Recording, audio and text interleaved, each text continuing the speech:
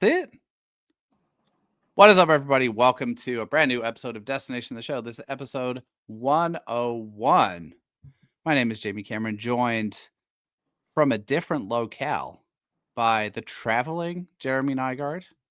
How's it going, pal? Yeah, man. I drove like 3.5 hours to record this from a hotel. I wanted, I see you do it, and then I think maybe I should try that. And so lights on in the hotel, and I probably should be in the bathroom. The acoustics would be better. There you go. But yeah, we're just sitting at this nice desk here at this nice old Hilton, and just we're rolling. You look great. It looks great. It looks like you're having a good old time. It's a very nice hotel. I'm so pleased for you. Well, good deal. Thanks for making it happen with all the travel. I'm sure everyone appreciates it. We got a packed slate today, Jeremy. I feel like we actually, for the first time in a little while, have like quite a decent chunk of news to get through. So let us not digress. We'll start with housekeeping stuff, ways that you can support the show. You can like and subscribe on your preferred podcast platform of choice. You can find all of our stuff on YouTube. The handle there is at Destination the Show. If you want to send us questions, thank you to folks who continue to do so. You can do so on Twitter, X at DTS, _ pod1 there. Blue Sky, the handle is at Destination the Show, or destinationtheshow@gmail.com. Jeremy, I am not going to beat around the bush. This morning, most of Twins fandom woke up to not just news of Derek Shelton's interesting developing staff, which we'll certainly get to, but a Dan Hayes report, Dan Hayes of The Athletic, suggesting that Byron Buxton would consider waiving his no trade clause in light of a Twins continued teardown, other than evoking a reaction of extreme disappointment. What was your reaction to that? Expected, unexpected? Talk a little bit about how you consumed that news. So interesting in that you've worded it the same way that he worded it, right? That he would consider waiving his no trade clause. Like, no, man, what's going to happen is they're going to trade the pitchers and he's going to demand to be traded. It's not like this, oh, we'd like to do this. No, he wants to be a Twin until he realizes that, that scene in The Fresh Prince, when Will looks around, there's nobody there, and he gets away. Yeah. Like, that's how this is going to go if Lopez gets traded. Because I think Ryan could get traded, and Lopez could stay, and Buxton would stay. If Lopez gets traded, they're all going, and that's going to be the thing. Like, it's like, well, guess I'll go play for the Braves. And that's what's going to happen. Speaking of the Braves, also interesting, and I think you commented on this, so I'm wondering how noteworthy you found it, that the Braves have hired not a multitude, but a number of ex-Twin staffers in the last few days, which is an interesting connection that I noticed that you were quick to point out on the old social media. Yeah, I think and I don't know this. I'm not in the clubhouse. Theo could maybe speak to this, but I get there he is. I get the sense that like Tommy Watkins and Byron Buxton are close. Yeah. Oh yeah. I think if there's one team that wants to be ahead of the race of a potential Byron Buxton's trade sweepstakes, it's going to be the Atlanta Braves. And I feel because it's his home team, his home, not official hometown, but hometown team, that is the only team he's going to be willing to make that wave for. And the Braves do have the prospect capital to kind of cash in on that and send a serviceable major league player to kind of fill things in. So, they're trying to set themselves up for that. There's no denying, but it is a very grim reality Twins fans are going into as these GM meetings continue for one more day, I believe. So, I think the place that's going to be the least hurtful to see him get traded to is the team he grew up rooting for with the Atlanta Braves. But I think we're kind of getting closer to that reality, unfortunately. But Bobby had an article published in the Star Tribune this evening, kind of reiterating some of the plans that the front office is willing to speak on publicly right now. And they're kind of just like, we're going to be up in the air on everything until December. And it's just the same old song and dance, just wording different ways when you meet with Falvey and Zoll as it currently stands. So, they're downplaying any trades are going to happen before December. So at least we have that. But, someone's going to get traded and eventually the dominoes will all fall and it will be a very sad time. It definitely feels very much like I have concepts of a plan as opposed to like having a real concrete plan. That is one of the weird parts. I guess my question for you both before we move on here and talk about the emerging twin staff, which is also super interesting, is two-parter. If we proceed down this hypothetical sad reality where Byron Buxton is traded, one, how do you feel about Buxton? And two, how do you feel about the front office / ownership? And I'm lumping them together in this hypothetical for the sake of time. This ain't on Byron Buxton. This ain't on Derek Falvey. Derek Falvey I feel like he's telling the truth in that he wants to keep those three guys and build around them. He trades them if ownership says we can't pay them. And so it's 100% on ownership. And I think Derek Falvey is no matter how he feels, if he takes that position, he already knows that people hate ownership, right?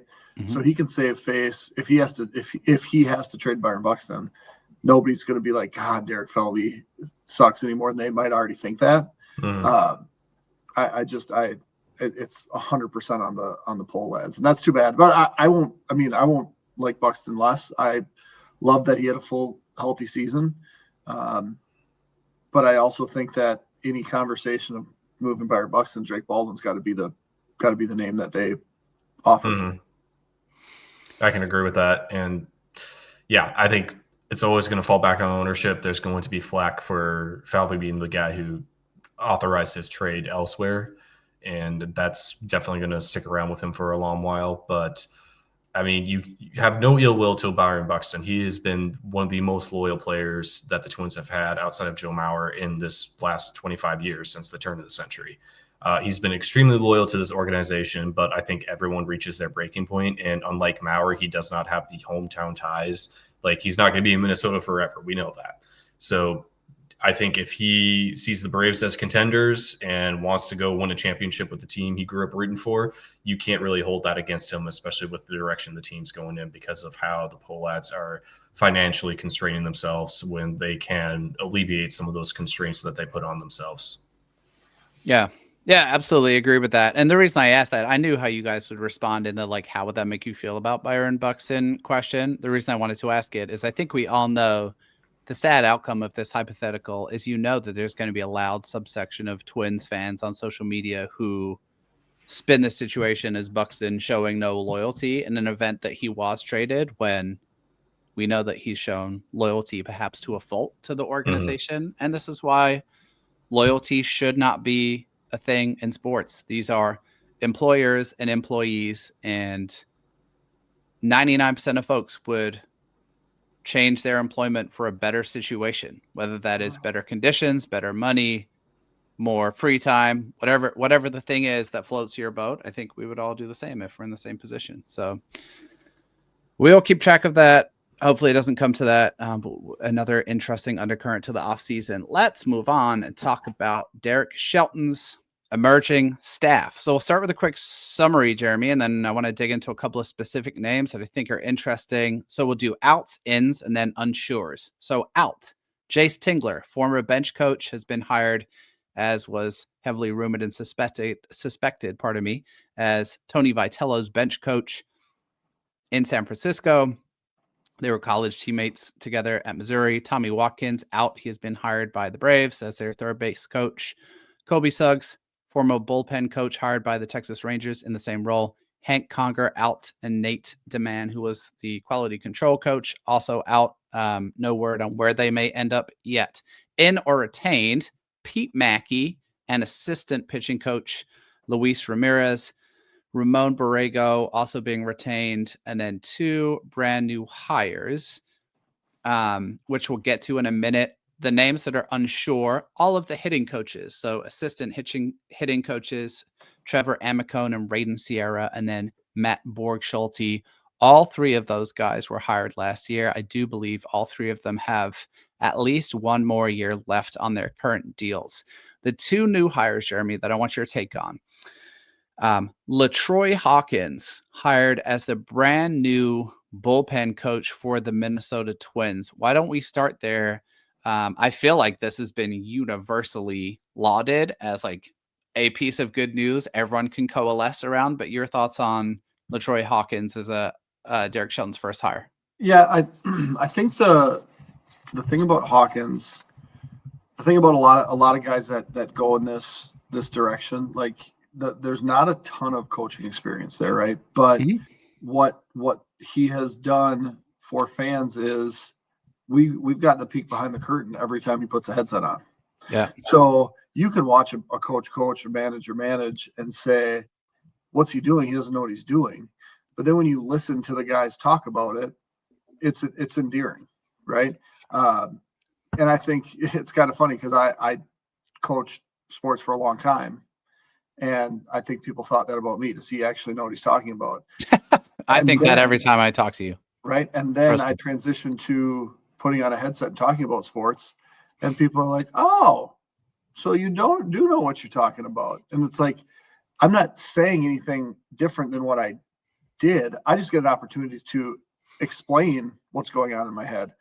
And so I think that's a part where when he talks about the intricacies of pitching, like people understand, he knows that he knows how pitchers work, despite the fact that he did in the major leagues for like 15 years, 17 years, whatever it was.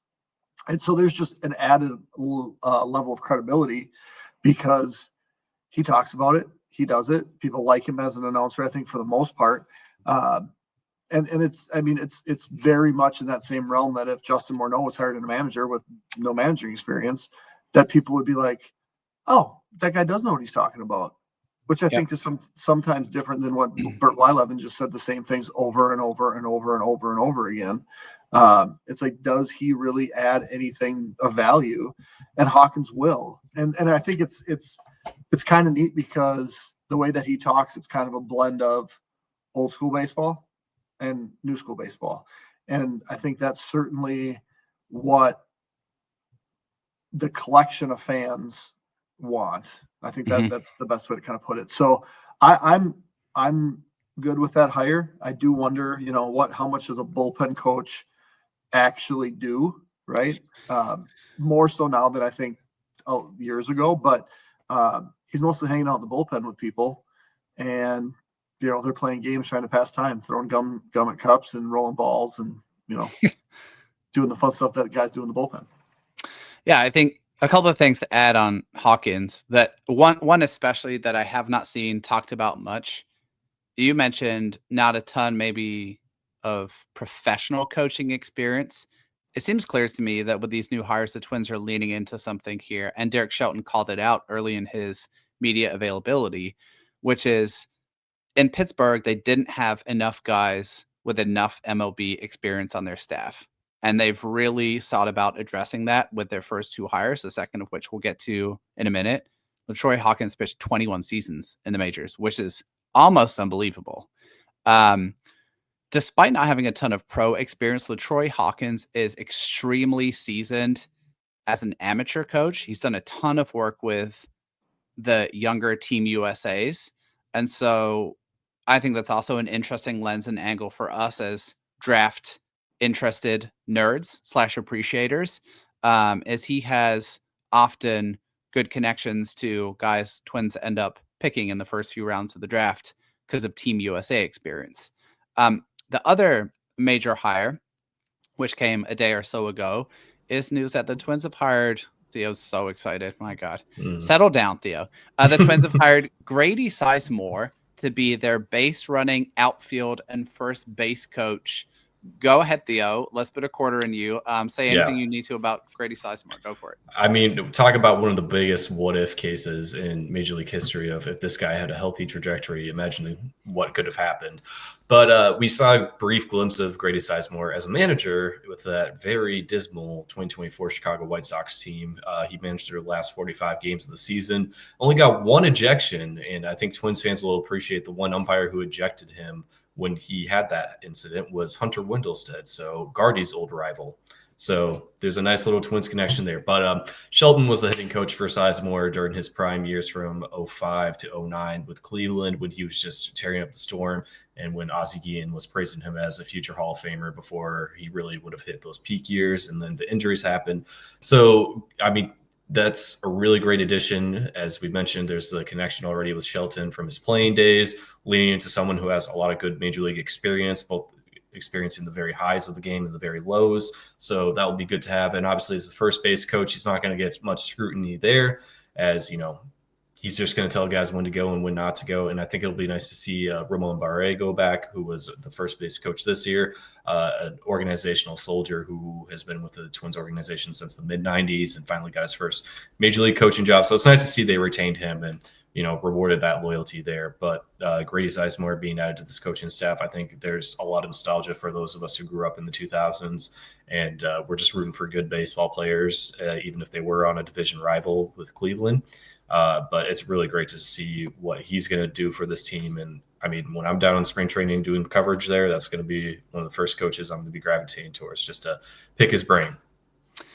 Jeremy, before I get your take on Sizemore, I do want to do some level setting here around how good Grady Sizemore was, because I'm conscious that we might have folks who never watched him play because they're younger listeners. So just real quick, Grady Sizemore had kind of 4 peak years, 2005, 6, 7, 8, and Theo alluded to the injury worries. Before that, he was kind of an Iron Man. 2005, 158 games, 2006 and 2007, he played all 162, and then 2008, 157. In 4 seasons, he combined for 27.3 F4, which is, I mean, what is that per season? That's 6.8 on average per season. That's literally just like MVP caliber production. Peaking in 2006, his season was a 7.9 F4 season. We're talking about a guy who at his peak was like a 280, 290 hitter, hit 25 to 30 home runs, stole 25 bases, and played gold glove caliber defense in center field. So for anyone who hasn't had an opportunity to watch him, I strongly urge you to go check out some highlight reels. Super legit. Jeremy, what do you think of Sizemore as a hire? And particularly interesting, I think, in that role around base running, which has been such an area of opportunity, let's call it politely, for the Twins in recent seasons. Right. Yeah, I mean, that's going to have to be his focus. And if the Twins can stop, well, first we have to get on base. But once they're on base, if they can stop running into outs, then I think you deem that a success. The Twins were awful base runners last year. Yeah. And I don't know if it's lack of athleticism, lack of good decision makers, right? I mean, a lot of times in baseball, it's pretty obvious what you should do. And if it's obvious from someone that's watching the game, I just don't know how you get so fooled by what's happening when you're playing the game. And so if Sizemore can fix that, great. You know, like Theo mentioned, there's a connection there from the past. So I think that it's one of those connections that can stay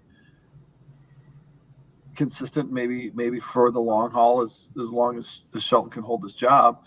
I think it then kind of lends itself to the question, if Sizemore has some coaching experience, and what was his last position? Interim manager at the White Sox. Yes. Yeah.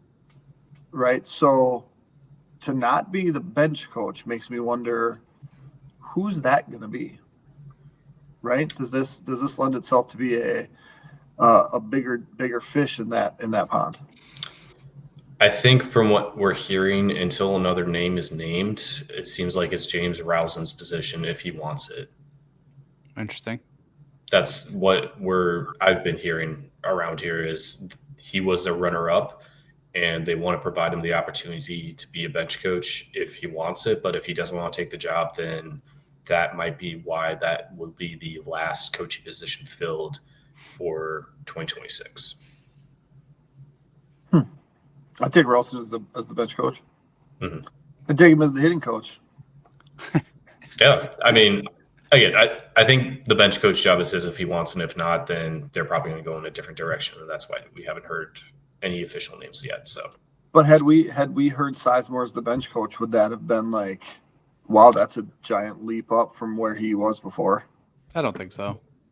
Not considering, because he's had interim manager experience, but again, that was for a historically bad team, so take that for what you will. But that's more experience than some other people have had. Sure. I don't think it would have been crazy to hear Sizemore's name as a bench coach, but I would have been mildly surprised by it. I am expecting a more experienced dude there. And I do think Ralston fits the bill. He obviously has like a litany of major league coaching staff. Like I know he was most recently the Yankees hitting coach. I believe he's been a bench coach already for the Marlins. Had a ton of different positions. So I'm expecting someone with a little bit more of a resume, not meant as a diss to Sizemore, right? But just a little bit more history, I guess, at the major league level. So I'm just glad that Nick Punto is not the base running coach. Hey, head first slides into first base for everyone. That's exactly why I'm happy that it's not. Okay. We'll continue to dig into additional hires on Derek Shelton's staff. The big decisions remaining, I think, like quality control coach, bench coach, and what happens to the hitting coaches. I'm sure we'll have some updates there by the time we get back together. Let's, Jeremy, move on and talk about some off-season roster decisions.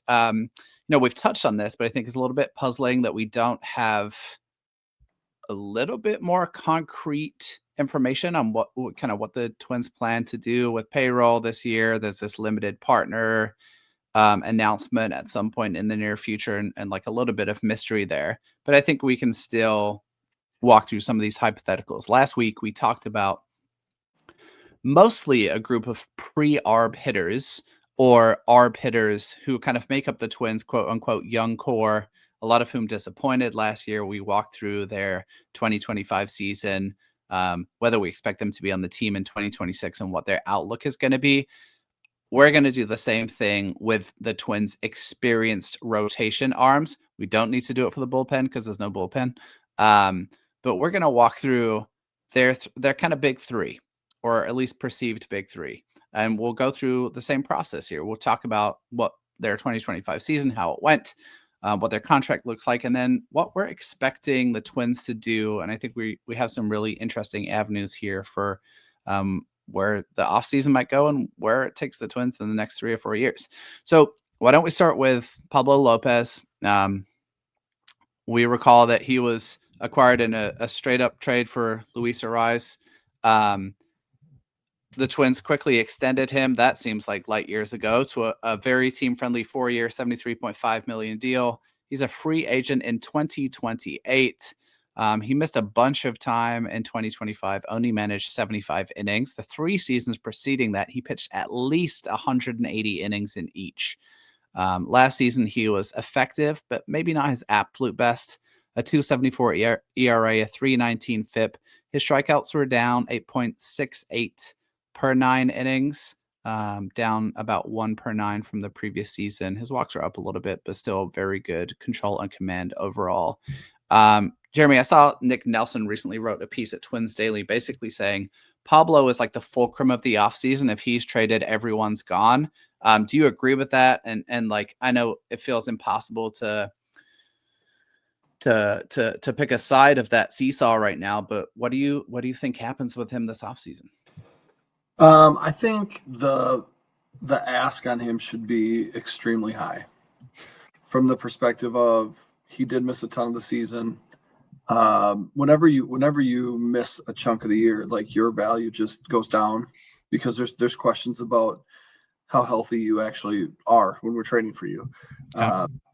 So I think the ask should be high because the Twins know exactly what they're getting from him. And I also think there's some extra built-in value from the perspective of dude is brilliant.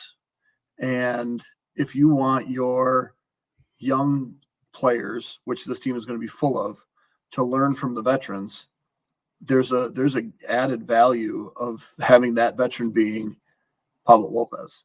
Yeah. And so, I mean, I would be okay with him being the number one. And if you get rid of other guys and maybe Zebby's your two, and if he's okay being around, right? I think that's kind of where he becomes that pivot point. I want to believe that he'll be back. You know what I mean? Like I want to believe it. If the Twins move him, I would prefer that they do move everybody. I think that they can be competitive enough with him leading a rotation for the next couple of years. And I think they can be competitive enough with a lineup if Byron Buxton is a guy there too. So, what are the teams that might be interested? The Red Sox. I think they could put a package together. I think that there are certainly teams that could put a package together. I lean towards I want him to be a part of this because I think there's that added value of being a really, really smart individual, well-spoken, well-respected, well thought. I think there's just too much value in moving him. So I hope he's back. But I would put the odds of that if I favored that at just over 50%. Oof. Rough. What do you think? I mean, I don't really have anything to disagree with there. I think you're selling low on an asset there, right? And Right. I think a month or so ago, I felt it more likely that the Twins would trade Pablo than Joe Ryan, just strictly from a financial perspective, is that there's a massive difference in price. But if you're a buyer, if you're in the market for a starting pitcher, I think you can reasonably expect quite a bit more in a return for Joe Ryan because of the health last season, the performance last season. He's younger, same amount of control, less dollars, like all of that adds. And we'll save Joe Ryan for last, I think.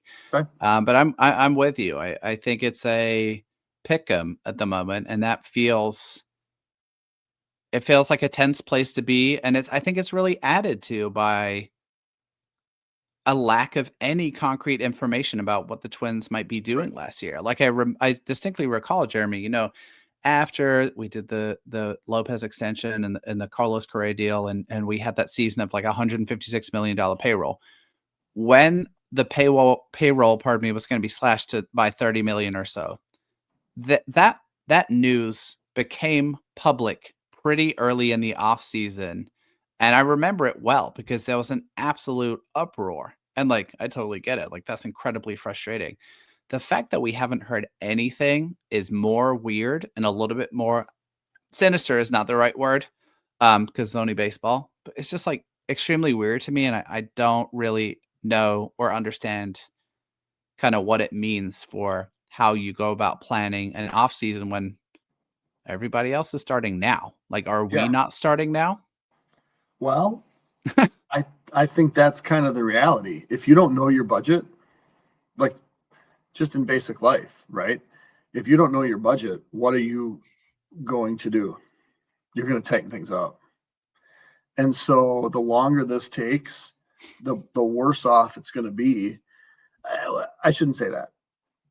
The longer this takes to get certainty, the worse off it could be, right? For sure. Because this isn't going to go 2 months and then all of a sudden the owners are going to be like, oh, by the way, we got 40 mil to spend. Yep. Zero chance of that. But every day that passes that you don't really know that bottom number, it's like, man, I gotta prepare. I gotta prepare to trade Pablo Lopez. I gotta prepare to trade Joe Ryan. I gotta prepare to have that conversation with Byron Buxton, which maybe he'll have with me first because he'll say, let me out of here, man. I don't want to compete.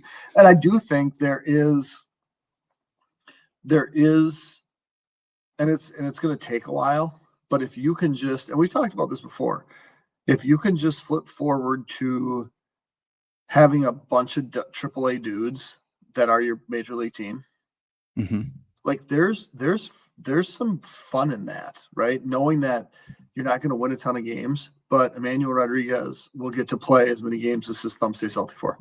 Walker Jenkins will get to play center field for 150 games and might not hit a ton, but might hit enough or do enough to be exciting, right? Luke Keeschel will be fun, and maybe Kalen Culpepper comes up and he's fun, and Royce Lewis is the veteran presence, which is weird.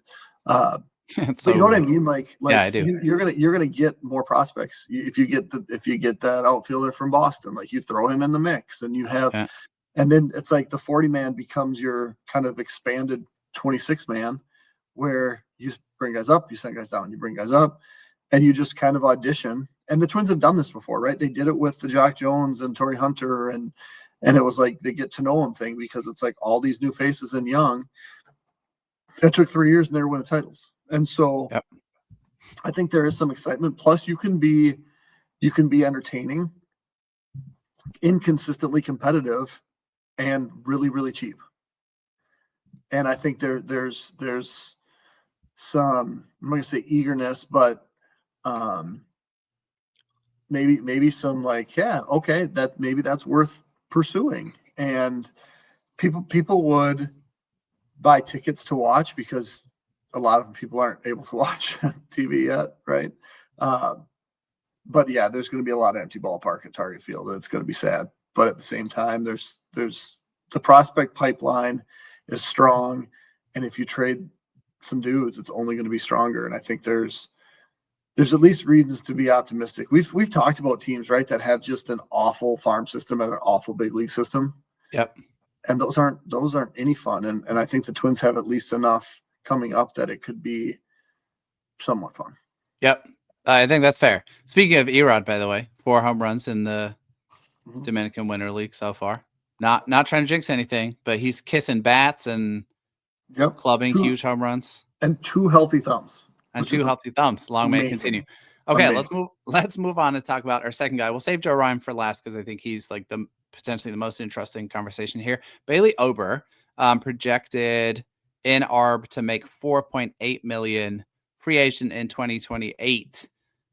I think we could summarize his 2025 season fairly by saying anything that could go wrong did go wrong. Limited to 146 innings, now 29 years old, had a persistent hip issue, and just got shelled for most of the year. 5.10 ERA, slightly better underlying numbers, a 4.46 expected ERA. And I think perhaps most concerning, Jeremy, here is like the strikeout totals. So if you're a K per 9 guy, 2023, 9.1, 2024, 9.6, then 2025, 7.3. And that just doesn't feel like a viable path to walk for an effective major league starter. There's very few guys that can do that. I'm thinking about like Noah Cameron, the impressive rookie out of KC, has a similar strikeout total there. So I guess like, and I think the thing, and I'm curious to get your take on this too, that maybe surprised me, is I was like, okay, well, maybe Bailey Ober needs like a surgery in the off season. And like, there's a procedure that needs to be done here where he could get it and he comes back and we could say, okay, like fresh start. The hip thing's been cleaned up. Now he can work his way back from that. It sounds like that's not the case. And it's just kind of like a rest and rehab situation, which I think makes it feel more murky. So I guess the question is like, do you think that Bailey Ober can be and will be relied upon to be a middle of the rotation type arm in 2026? Well, yeah, somewhere. And honestly, at projected 4.8 million, like that's a steal. Bargain still, yeah, for sure. Yeah. And so the other thing too is, and I don't know how in depth we've talked about this. I feel like over 100 episodes we've probably addressed this. Bailey Ober didn't throw much. Like he didn't throw much in the minors. He was added to the 40-man. I feel like COVID was kind of another lost year for him, and then came back and started throwing huge amount of innings. And that's just not and COVID threw a wrench in all of that because you don't know what guys were throwing because it was really kind of undocumented. But like teams had like thresholds, and it's like if you throw this much, then we'll add this many innings, right? If you've got to this, we'll add this many innings. And with Bailey Ober, it just feels like there was never really that limit. And I always wondered, like, man, for not having significant R problems and adding all those innings, like, when is that going to catch up to him? And the reality might be that it had caught up to him this past year. The other thing too is when and you can speak to this way better because you get into the real deep weeds, but like how easy is it for a dude as tall as him and as long as him to just lose a release point, right? And then have issues because then you can probably look like, was there a significant change? Where did these numbers change? But I feel like he's been good enough, long enough that I'm not going to just take 1 year at an age that's not over the hill and say it's over for him. And he's operated as a pitcher that hasn't had like exceptional velocity because he's been crafty enough to get by. And so for $5 million, I'll take that. But at the same time, I'll also listen if someone's offering me, added value for him. So I've always kind of stayed on that side of the Bailey Ober fence where I will give him the benefit of the doubt because he got jerked around and yo-yoed more than he deserved, and he was pitching really well and always answered the bell. And I think you give credit to people that are able to do that. Yep.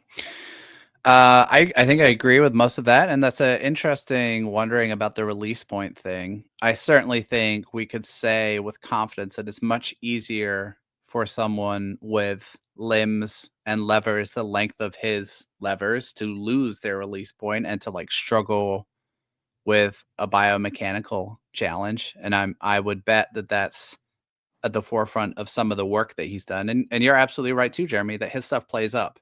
I think you brought it up with when we talked about Jason Reitz a couple weeks ago about like what's his extension like, and I disappointed you by saying actually not that good. Bailey Ober's extension is incredible. It's some of the best in baseball, and so he's adding, a tick and a half plus to his fastball anyway, just because he's releasing the ball in front of your nose.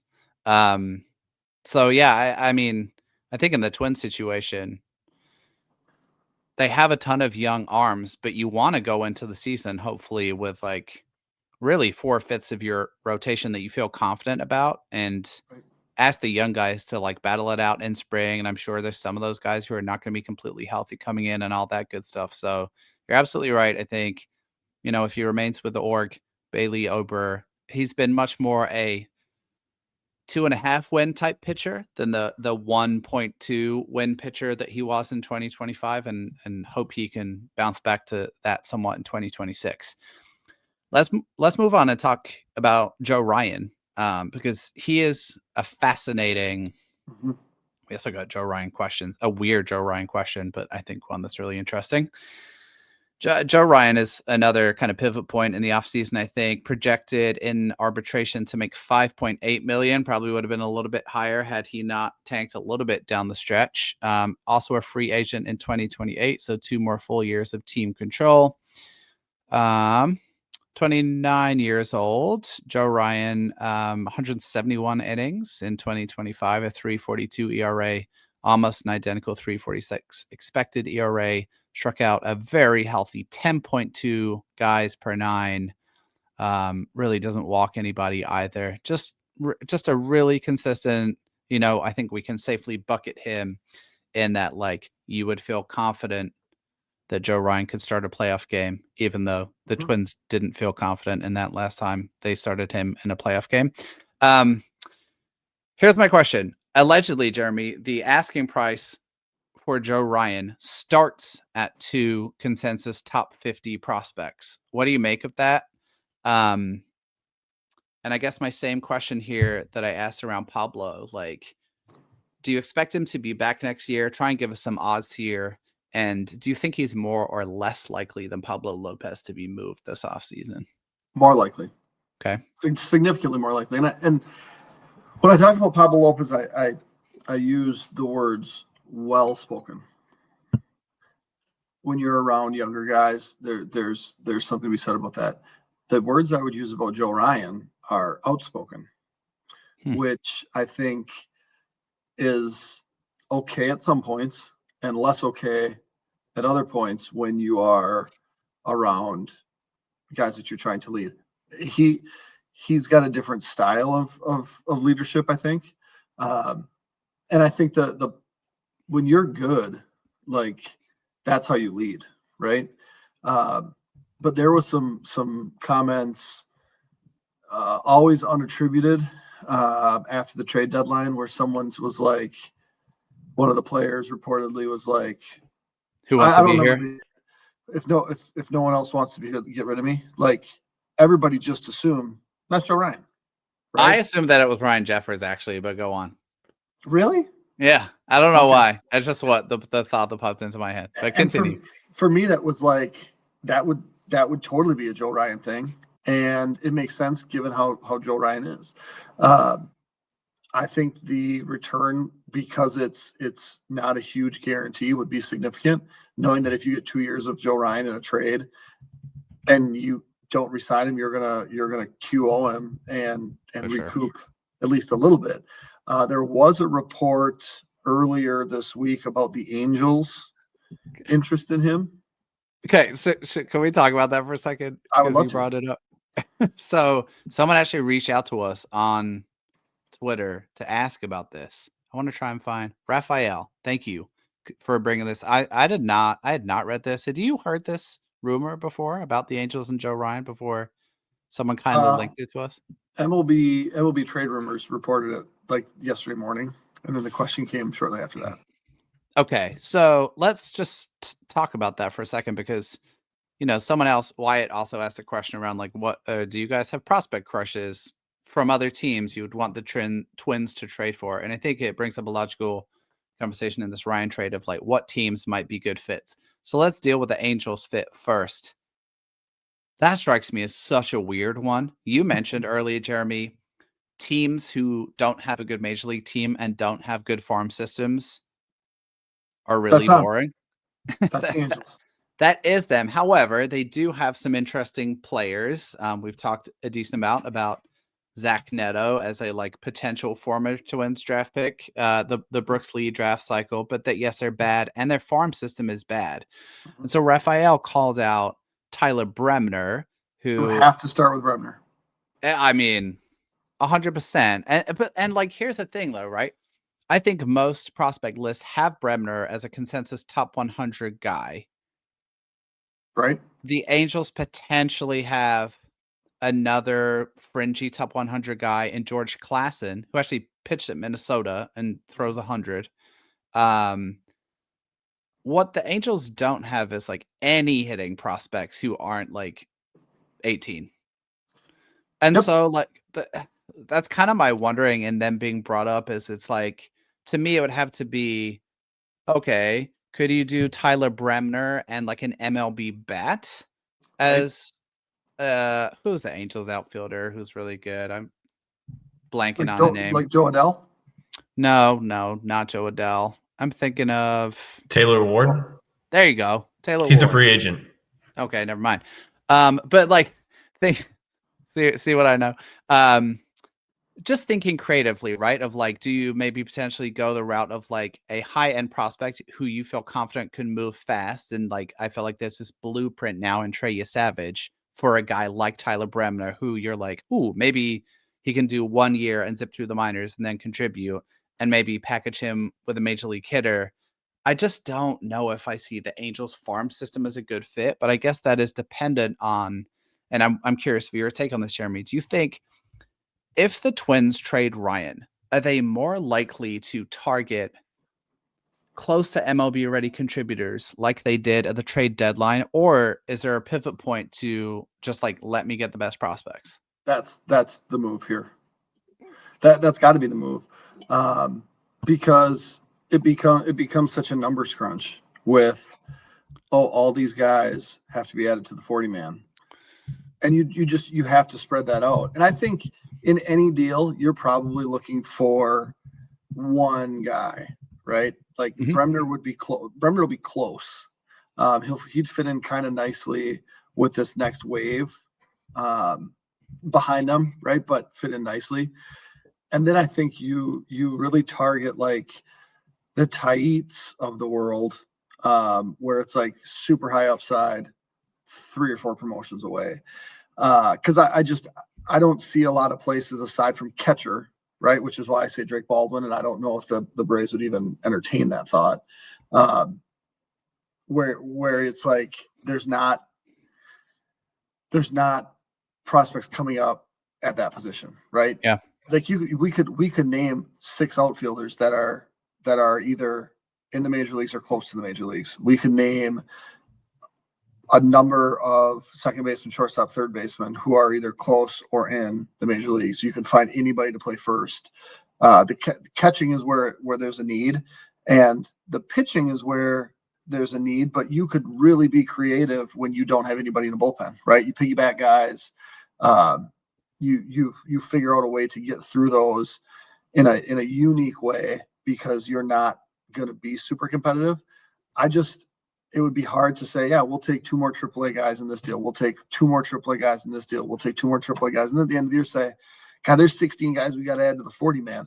Yeah. You could do it, but you want to kind of stagger that. And I think you could be more wide open to what you want to get in return when you have some like solid info of what we're going to do with the payroll.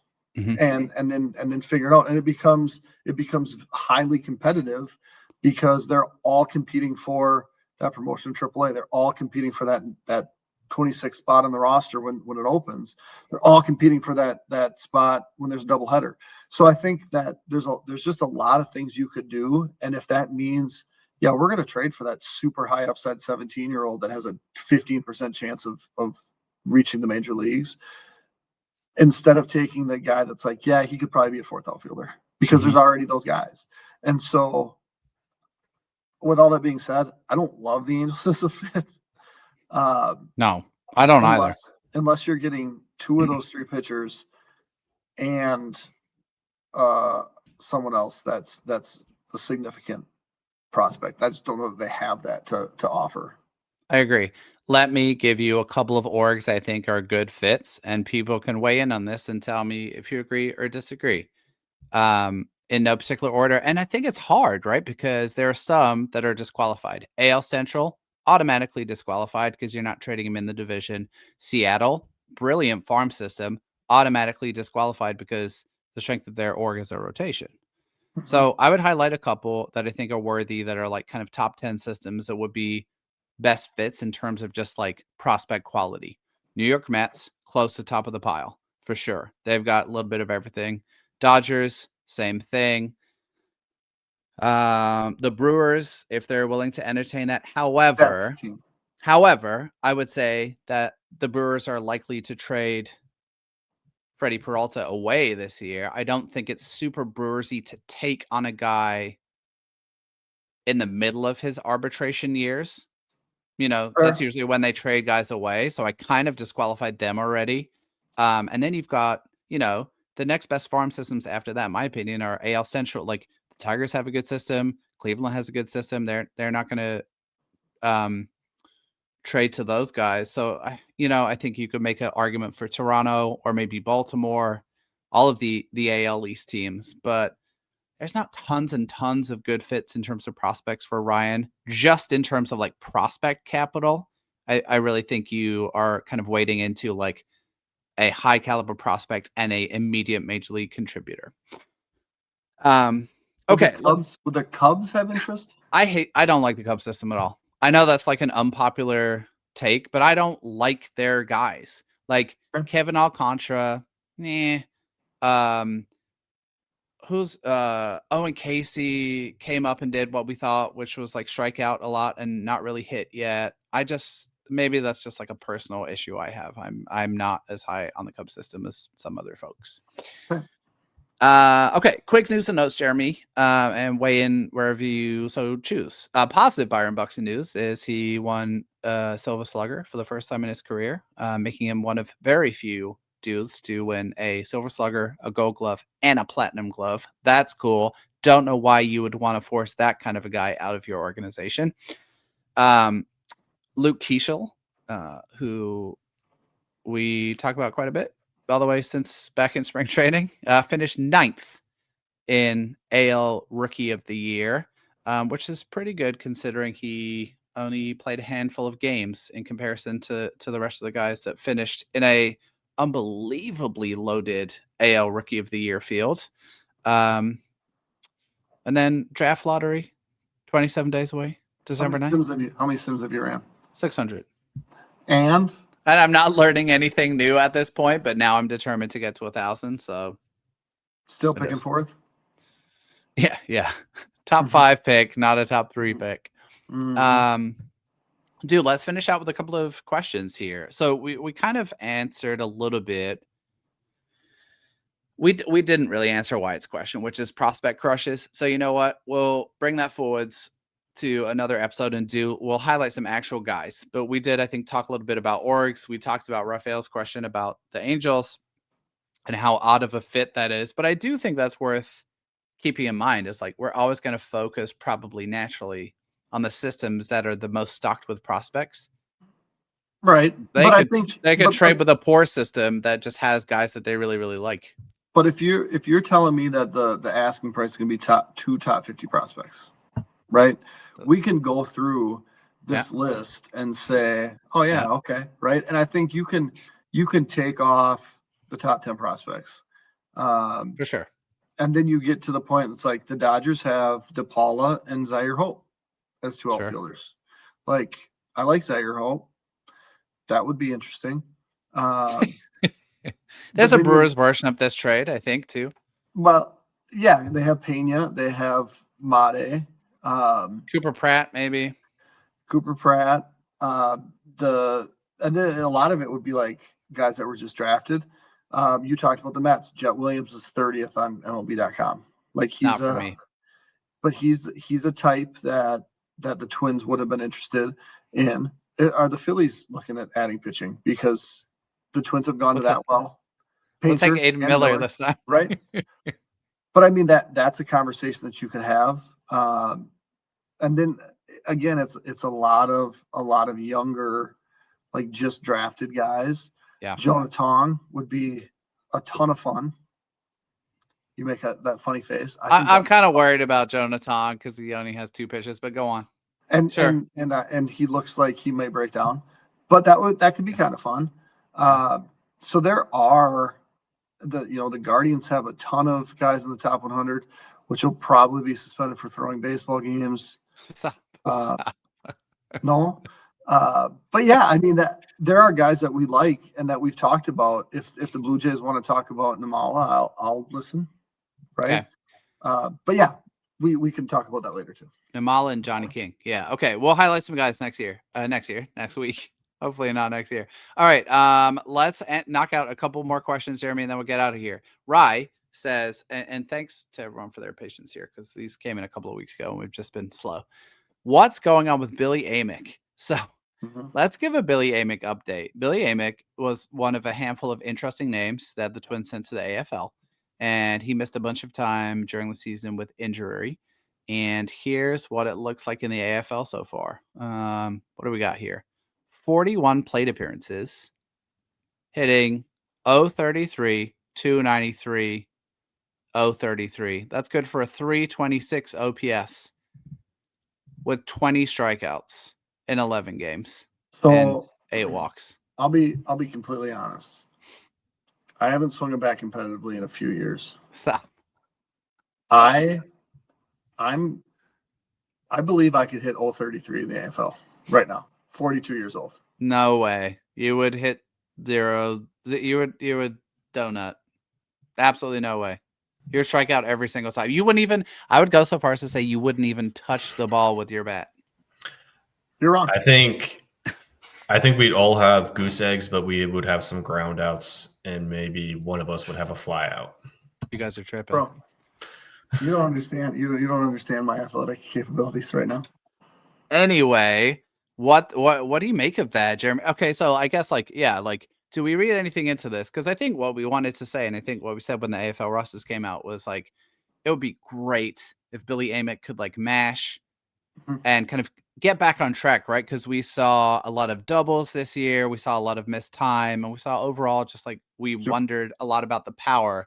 So what do you make of this? Like, really, we talked about the flip side of that too. Yeah. That's where we are. Yep. It happens to players.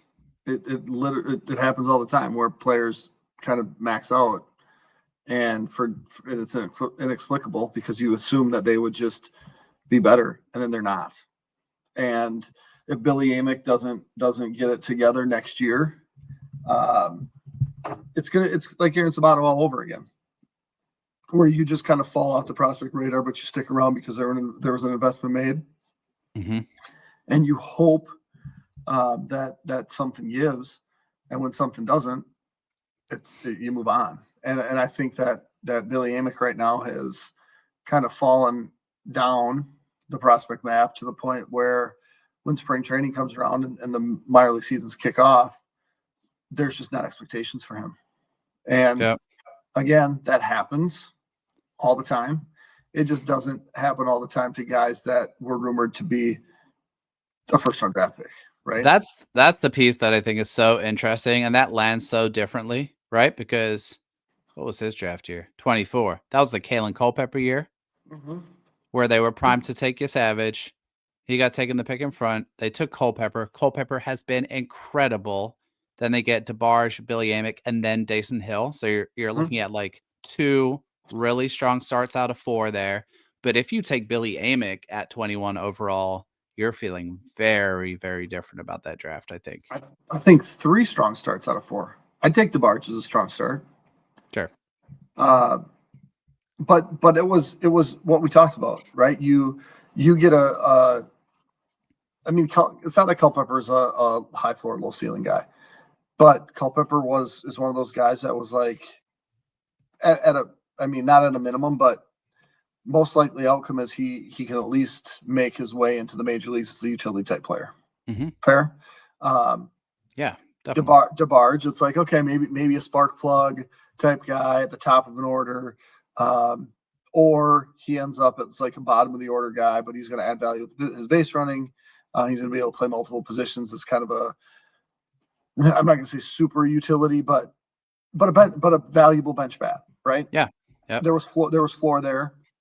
Dason Hill is your high ceiling, super low floor, top 100 prospects. We want to have those guys in our organization. And then it's like, so Billy Amick, let's just take a big old swing, and it might miss. Yeah. And you can do that. Like I appreciate when teams that I enjoy following do things like that. Totally. Because if you hit, that's great, right? Aaron Judge was one of those. Like, there's a reason Aaron Judge didn't go first overall. There were some serious questions. Big old swing, big old loud connection. Yeah, one of the greatest hitters of all time. And so you take that risk and know that 1 out of 100 times you're going to hit on something freaking huge, but 50 times you might completely swing and miss. And I think Billy Amick right now projects as a swing and miss. Sucks for Billy Amick, but that's the reality of baseball. Agreed. He'll be one to monitor in 2026. Last question, Jeremy, before we get out of here. David asks, this is a fun question, man. I wish I'd given a little bit more proactive thought. Which minor league free agent will the Twins re-sign that they signed last year, or are 6-year free agents? Anyone come to mind for you? Well, Will Holland. That's the name from the list that I'm like, yep, I can see him coming back. Will Holland. Yep. That makes a lot of sense. I think in general with minor league free agents, not necessarily re-signing minor league free agents, but I feel like the safest bet is pull up a list and put a pin in any pitcher, because they're going to have so many minor league free agent pitchers in camp with the hopes that one or two will at least be in contention for bullpen spots. So guys like TJ Antone or like that type of guy who have like MLB experience, have kind of worn down or their performance has eroded. You're going to see a gazillion of those guys in camp. That's my take. I mean, I think Thomas Hatch was kind of like the bubble 40-man guy that wasn't going to spend the winter on the 40-man, but could very easily get a major league invite and end up with the Twins. If I'm an agent to a guy that is kind of a fringe 40-man guy, I'm calling him up and saying, hey, the Twins are going to have a lot of opportunities. So many. and the Twins have traditionally back to the Jared Burton days, all the way fast forward to the Jared Burton. Good one. Brock Stewart days. Like they found minor league free agents that have turned into very good relief pitchers. So I think we'll see some names that are maybe new to us, maybe familiar to us, but guys that are like, oh yeah, that was a pretty good bargain buy. I've been combing through Baseball America's list of all the guys who got cut last week due to 40-man transactions and whatnot. And one name that sticks out to me that could be maybe a new version of Brock Stewart as an upside or a complete bust is Michael Grove, who was with the Dodgers and won the World Series with them last year. He was completely injured with a shoulder injury in 2025, but he has that Brock Stewart upside. And I think he would be an interesting guy just to give a minor league deal, see what happens. And worst case scenario, you're out $800,000 some dollars. So I think there are definitely going to be a lot of those guys. And I think that's all story ideas we're going to be running with, just looking through all those random free agent names that we can find this offseason. And it's like, maybe this guy could be a good fit for the Twins to sign and see in camp. Because really, at this point, what do they got to lose with signing a gazillion of them? Right. Nothing at all. Look forward to reading about Michael Grove in zone coverage this forthcoming week, Theo. I got one more. How about Iverson Castellanos? Cut by the Phillies. Let's go. All right. That'll do us for this week. Thank you guys so much for taking the time to check out the show, for sending in questions. We will be back with another episode next week. Until then, enjoy the off season. Hope Byron Buxton's still on the Twins when we reconvene next week. Take it easy.